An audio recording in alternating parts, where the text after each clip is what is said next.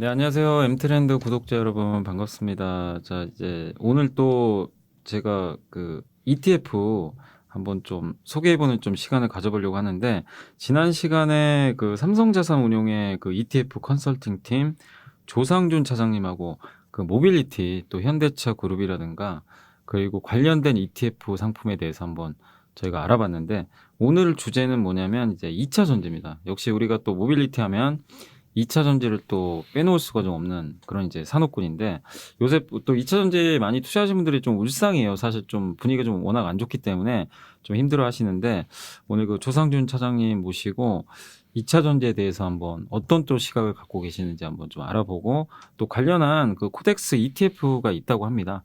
그래서 그 상품까지 한번 소개를 해드릴 테니까 조금만 좀 기다려주시면 좀 좋을 것 같고요. 자, 제 옆에는 그 조상준 차장님 나와 계십니다. 어서 오세요. 네, 네, 안녕하세요. 예. 자, 오늘은 사실 저희가 이제 전기차 얘기를 좀 할 건데, 2차 전지 네네. 관련된 얘기를 할 텐데, 그 2차 전지 업종이 사실은 그 올 초까지만 해도 정말 좋았거든요. 뭐 네. LG화학도 100만 원 넘어가고 네, 맞습니다. 되게 좀 뜨거웠는데 어느 순간 차갑게 식어버렸어요. 네. 근데 좀 지금 현재 업황에 대해서 좀 어떻게 보고 계신지 한번 좀 네. 진단해 주시면 좋을 것 같아요. 감히 제가 또 2차 전지 산업을 진단하다 네. 보면은 일단은 트리거가 된 거는 뭐 내부적으로 국내적으로 봤을 때는 LG화학이 이제 에너지솔루션이랑 분할하는 부분이 네네, 가장 맞아요. 시작이 된 것 같고요. 그 다음에 이제 이슈가 됐던 것들은 폭스바겐의 이제 내재화 맞아요. 예. 그리고 뭐 로컬라이제이션, 뭐 현지화 이런 두 가지 이슈가 이제 가장 컸던 것 같아요. 그래서 이제 뭐 LG화학과 솔루션이 분할했을 경우에 기업 가치가 훼손이 되느냐 이런 부분들에 대한 주주들의 이제 컨선이 좀 맞아요. 있었던 것 같고요. 뭐 폭스바겐이 과연 그 2차 전지를 내재화 시켰을 경우에 그게 국내 산업에 그 마이너스적인 요소일까 그런 부분들에 대해서 투자자분들이 많이 좀 의문을 가지셨고 좀 그런 부분들에 의해서 매도가 많이 나왔던 네, 것 맞아요. 같습니다. 예. 예. 또 최근에는 또 외국계 증권사에서 매도 리포트가 나오기도 했고요. 네. 그래서 지금 되게 좀 부정적인 방향으로 많이 좀 바뀐 네, 것 같아서 맞습니다. 좀 안타깝긴 한데, 그래도 좀 어떻게 보세요? 그 차장님 입장에서 그 개인적으로는 그래도 이게 2차 전지가 네. 어쨌든 이게 전방 산업은 너무나 단단하잖아요. 그렇죠. 10년 동안 성장할 것 네. 같은데, 저는 아직은 그러니까 다 반영은 안 됐다고 생각은 네. 하고 있거든요. 제 네네. 개인적으로는. 근데 차장님께서는 좀 어떻게 보세요? 이게 너무 좀 주가가 비싼 거는 다 인정은 해요. 그렇죠. 너무 많이 달려왔으니까. 네. 그래도 예전에 그 스마트폰 사례를 본다면 네. 피처폰에서 스마트폰 넘어갈 때 네. 그때도 막 주가들 막 스마트폰 만드는 기업이고 아니건 간에 막 다 날라갔거든요. 네. 근데 그때도 비싸네 싸니 막 논란들은 네. 있었는데, 결국엔 승자는 뭐 애플과 삼성이었고, 그렇죠. 결국에는 시장을 독식을 하면서 네. 엄청난 또 밸류를 받았던 네네. 걸로 기억하는데, 어떻게 보겠어요? 2차 전지도 그거랑 좀 비슷하게 생각을 하고 계신지, 네. 아니면은 그래도 좀 이제는 좀 선반영 됐으니까 네. 조금 주의가 필요하다고 보시는 건지 뭐 궁금하거든요. 주식 시장에 뭐 확실하다라는 거는 그죠? 없잖아요. 예. 근데 일단은 어느 정도 좀 제 생각을 말씀드리면은 폭스바겐에서 2차 전지 내재화를 이제 선언을 했고 네. 뭐 노스볼트라는 회사랑 조인트 벤처를 해서 이제 하겠다라고 네, 얘기를 맞아요. 했는데, 이게 사실 앞으로 10년 얘기잖아요. 당장 그게 맞아요. 가시화될 수는 없고 당장 그게 현실화될 수는 없잖아요. 그런 부분들을 봤을 때 기존에 이제 국내 이제 3사 뭐 LG화학, 에너지솔루션이 되겠죠. 이제 삼성 SDI, SK이노베이션들, 배터리 셀 업체들이 기존에 갖고 있던 인프라 혹은 공장 이런 부분들이 훼손되지는 않을 것 같아요. 이미 어느 정도 마켓쉐어를 갖고 있고 시장 점유율이 있고 기술력이 있기 때문에 네. 그런 부분들을 계속 살려나간다고 한다면은 그 10년 동안 앞으로 그 폭스바겐 내재화가 마무리될 10년 동안 그 부분들 잘 대처해 나간다면은 사실 지금의 부침은 어떻게 보면 좋은 기회가 될 수도 있지 않을까라는 생각은 합니다. 네.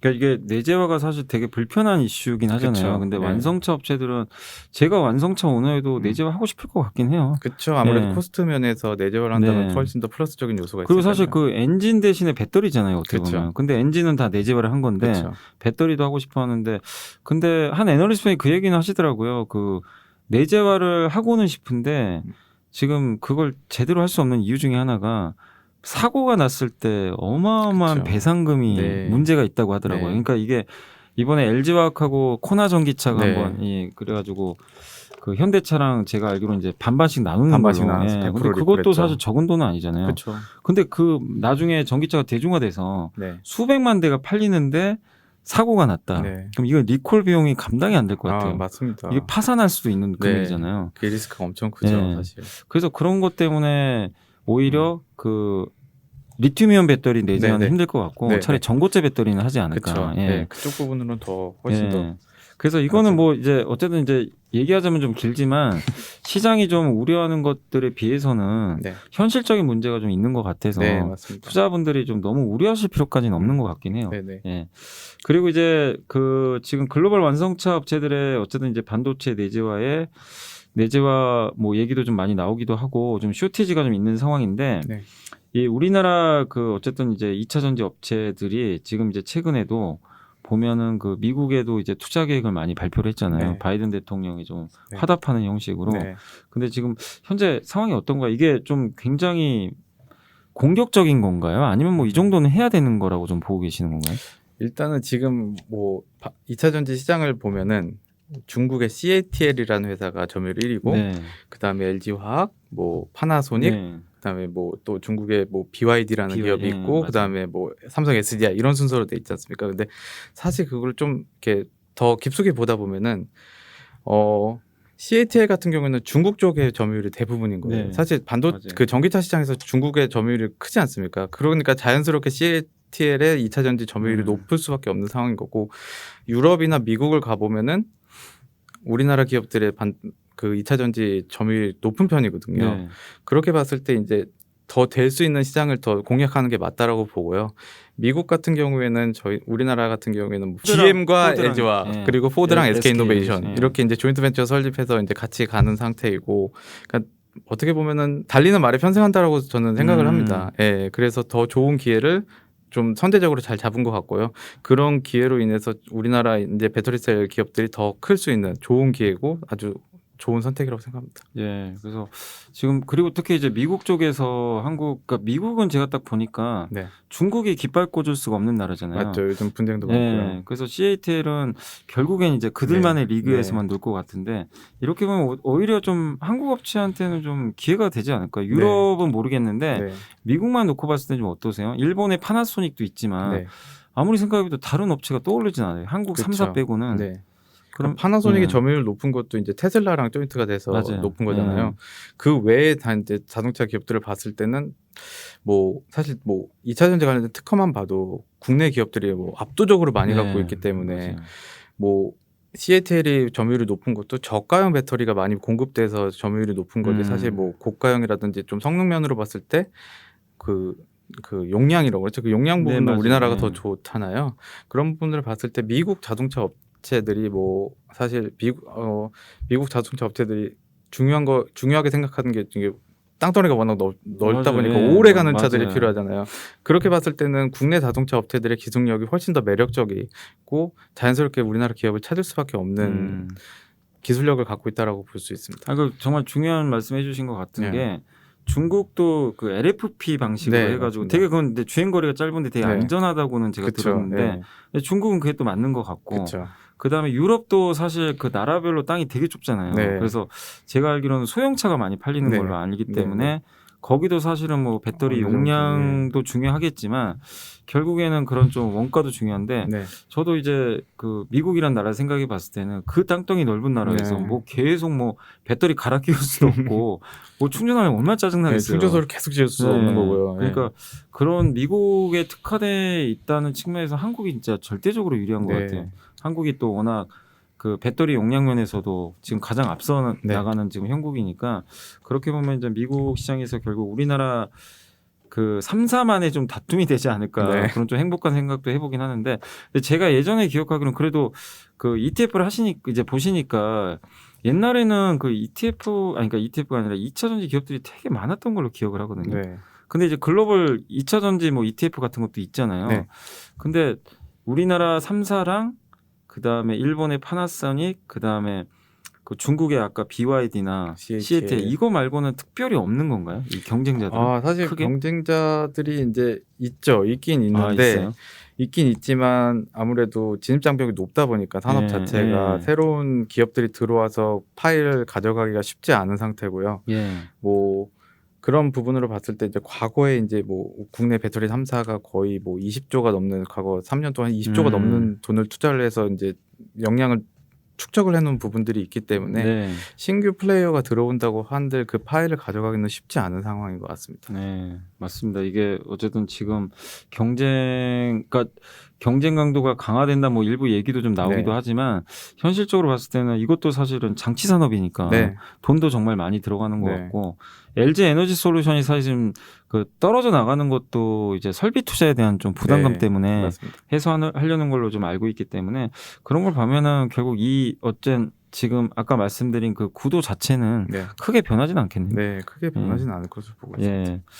아무튼 한번 이제 2차 전지에 대해서 한번 좀 간략하게 우리가 좀 일단 좀 알아봤고 다음으로는 2차 전지 한번 이제 ETF 상품 한번 좀 소개해 주시면 좀 좋을 것 같은데 네. 이 2차 전지도 많은 분들이 제가 알기로는 그 미국에 제일 유명한 게 그 뭐죠? 그 LIT인가요? 네. LIT가 이제 거기에 지금 가장 네. 관련된 그 회사 그 ETF로 좀 굉장히 유명한 걸로 좀 알고 있는데 네. 우리 한국에도 좀 이런 ETF 그 BBIG ETF가 나온 건 아는데 그렇죠. 그거 말고 또 어떤 ETF가 있는지 한번 네. 소개해 주시면 좋을 것 같아요. BBIG가 나오기 전에 이제 코덱스에는 2차 전지 산업이라는 2차 전지 산업에 예. 투자하는 ETF가 있었습니다. 예, 뭐 지금 현재 규모도 한 1.3조 정도 되는 1.3조. 1.4 약 1.4조 정도 되는 규모로 이제 운용이 되고 있고요. 그 관련 기업들이 성과가 좋았기 네, 때문에 맞습니다. 뭐 최근 3개월 제외하고는 좀 좋은 성과를 보여주고 네. 있었고요.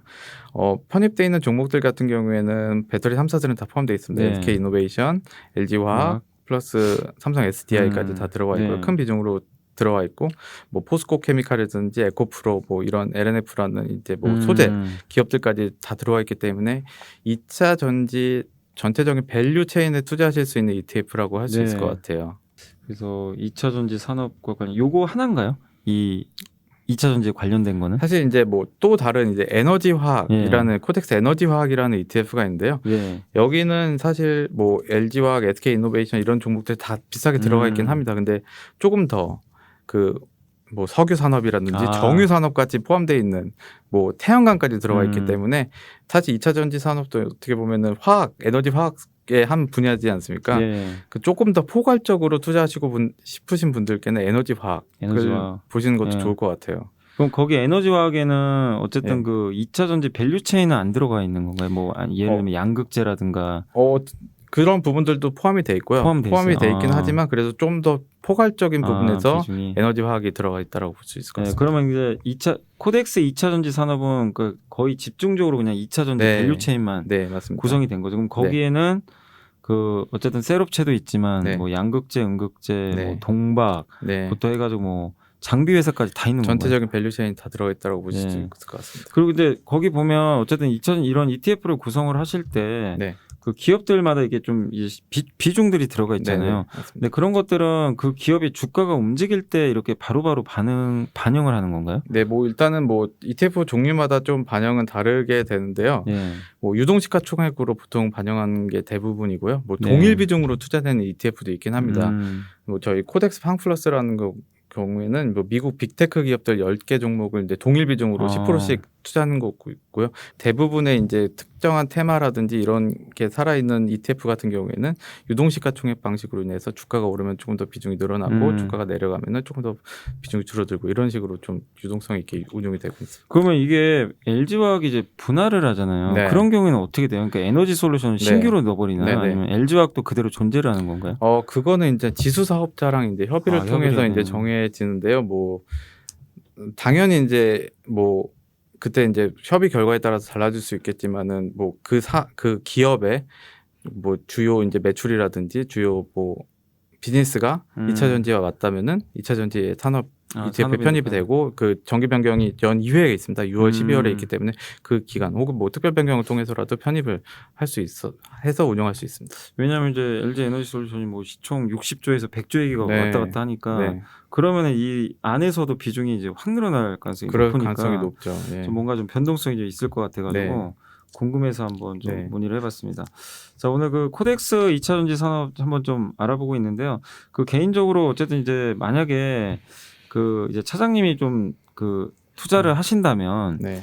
그 그러니까 ETF가 사실 종류가 되게 네, 많잖아요. 맞습니다. 좀 어떻게 보세요? 그러니까 지수형도 있고 네. 이런 이제 저번에 우리가 뭐 모빌리티도 한번 해보고 네. 2차 전지 산업도 있는데 이런 산업별로 그러니까 마치 우리가 주식 분산 투자하는 것처럼 네. 그렇게 투자하시는 걸 좀 선호하는 편이신지 아니면 나는 그래도 하나가 좋다. 네. 좀 약간 집중 투자형을 좀 네. 선호하시는지 그게 좀 궁금하거든요. 저 개인적인 투자 성향 같은 경우에는 네. 약간 뭐 일반적으로 말하는 코어 앤 세틀라이트 전략이라고 하잖아요. 그러니까 네. 뭐 크게 큰 비중으로 지수, 뭐 코스피 200이라든지 뭐 S&P 500이라든지 그런 부분에다 한 50% 정도 비중을 가져가고 나머지 50% 정도를 조금 그때 맞는 시황에 따라서 조금 바꿔가면서 투자를 하는 부분을 좀 선호합니다. 사실 이제 제가 개별 종목만 투자를 한다고 한다면은 그 종목 선정하는데 상당히 어려움이 있었을 것 같아요. 네, 뭐 맞아요. 사실 뭐 산업은 볼 수 있겠지만 사실 그 그 산업 안에서 어떤 종목이 되게 주도주가 될지 대장주가 될지 좀 결정하기가 어렵잖아요. 그런 부분을 좀 상세해 줄 수 있는 게 그 특정 섹터에 투자할 수 있는 ETF를 투자를 하시게 되면은 전체적인 산업에 투자할 수 있기 때문에 좀 더 종목 선택의 어려움을 좀 완화시켜 줄 수 있는 좋은 효과가 있는 것 같습니다. 네, 그거 되게 좀 괜찮은 방식인 것 네. 같아요. 그러니까 뭐 20%씩 뭐 코덱스 200 아니면 코덱스 뭐 아까 자동차 네. 이렇게 분산하는 것도 좋지만 네. 진짜 내가 지수형을 난 좋아하면은 진짜 거기에 70%를 넣어놓고 네. 나머지 이제 그 약간 위성 뭐 도시 네. 방식으로 해가지고 네. 조금씩 넣어놓고 네. 그것도 되게 괜찮은 방법인 것 같아요. 사실 저도 고객분들한테 이렇게 상담을 할 때 네. 핵심 주도주는 비중을 한 60, 70 정도 얘기는 하거든요. 네. 근데 그런 것들은 이제 구조적으로 가져가되 네. 네. 나머지 것들은 이제 좀 트레이딩 하는 것도 네, 좋다고 좀 맞습니다. 말씀을 드리는데 네. ETF도 좀 그런 방식으로 하는 것도 굉장히 좀 네. 괜찮은 좀 방법 중에 하나인 것 같아요. 사실 어떻게 보면 개별 종목을 그런 식으로 하는 것보다는 조금 더 쉽고 편안하게 자기 맞아요. 포트폴리오를 구축할 수 있다라는 장점이 있죠. 그러니까 진짜 이게 개별 기업 투자하시는 분들이 되게 너무 스트레스 받는 게요. 네. 나는 분명히 맞는 산업에 정말 좋은 기업을 투자를 했는데 네. 본의 아니게 그 기업이 갑자기 악재가 나오는 경우가 네, 있어요. 맞습니다. 돌발 악재. 네. 그럼 그럴 때는 진짜 어쩌질 못하더라고요. 네. 그러니까 그 기업은 악재가 나는데 옆에 경쟁사는 주가가 날아가요. 네, 맞습니다. 그럼 차라리 ETF 샀으면 네. 전혀 그런 리스크가 네. 사실 없는데 그런 것들 되게 좀 아쉬워하시는 분들이 네. 좀 되게 많으신 것 같아요. 그래서 ETF도 좀 어쨌든 이제 그런 면에서는 되게 좀 완충 역할을 해주니까 되게 정말 그 개인 투자분들이 진짜 적극적으로 좀 활용하시면 네. 진짜 좀 장기 투자하시는데 네. 좀 도움이 될 것 같고 그다음에 아까 제가 이제 서두에 LIT에 한번 말씀드렸는데 거기 보면 뭐 LG화학도 들어가 있고 전 네. 세계 2차 전지 기업들이 네. 많이 들어가 있는데 네. 혹시 그 여기 코덱스에서도 그런 네. 식의 좀 그러니까 해외 업체랑 네. 좀 그러니까 글로벌하게 뭐 친환경도 있고 네. 뭐 글로벌 반도체 기업도 되게 네. 많잖아요. 그런 걸 네. 좀 섞어서 하실 계획은 없어요? 물론 있고요. 예. 글로벌 미래차, 뭐 글로벌 뭐 다양한 테마로 저희도 상품을 준비하고 있고 시적절하게 상품 시장에 공급해드리기 위해서 많이 리서치를 하고 있습니다. 그래서 그 국내 투자에 이제 국한되지 않고 뭐 해외 투자도 같이 상품을 준비하고 있으니까요. 뭐 언제든지라기보다는 이제 적절한 시점에 저희가 상품을 항상 공급하기 위해서 많은 노력을 하고 있습니다. 근데 오늘 이제 2차 전지 한번 또 산업 그 코덱스 그 ETF까지 한번 좀 저희가 알아봤는데 저희가 ETF 시장 정말 많이 커지고 있고 요즘에 제가 서점 가면서도 한 번씩 보면서 느끼는 게 예전보다 책도 진짜 많이 네. 늘어났어요. 그리고 진짜 어떤 분들은 ETF 공부하려고 진짜 그 자산운용사 그 홈페이지 진짜 들어가서 네. 다 훑으시는 분들도 되게 많이 있으시더라고요. 네, 사실 가장 정확한 정보를 얻는 거는 그 회사 그 ETF를 운영하는 회사의 홈페이지를 들어가셔서 네. 정보를 취득하시는 게 가장 정확하다고 할 수 있고요. 네. 뭐 가장 최신자 자료들이 뭐 매일매일 뭐 PDF라고 그래서 그 ETF가 투자하고 맞아요. 있는 종목들을 매일매일 공시를 하고 있기 때문에 내가 뭐 특정 ETF를 샀을 경우에 내가 거기에 어떤 종목들이 들어있지 궁금하시면 언제든지 들어오셔서 맞아요. 확인하실 수 있으니까요. 뭐 비중까지 나오고 있으니까요. 그런 부분들 꼭 홈페이지 꼭 방문하셔서 확인하시고 투자하시는 게 더 좋다라고 생각합니다. 꼭 그 삼성자산운용 네. 홈페이지에 꼭 들어가셔가지고 ETF 공부해 보시면 좋을 것 같습니다. 거기가 교과서라고 그냥 보시면 될 것 같아요. 네, 뭐 특정 ETF에 대한 설명뿐만 아니라 음. ETF를 투자하시면서 뭐 주의하셔야 될 부분, 뭐 혹은 또 활용하실 수 있는 방식, 뭐 이런 것들도 다양하게 준비되어 네. 있으니까요. 꼭 방문해 주시기 바랍니다. 네, 저도 오늘 집에 가서 공부 꼭 하겠습니다. 감사합니다. 감사합니다. 자, 오늘 이제 삼성자산운용의 ETF 컨설팅팀 조상준 차장님 한번 모시고 좀 뭐 짧았지만 그래도 좀 심도 있게 2차 전지 그리고 ETF에 대해서 한번 얘기를 해봤고요.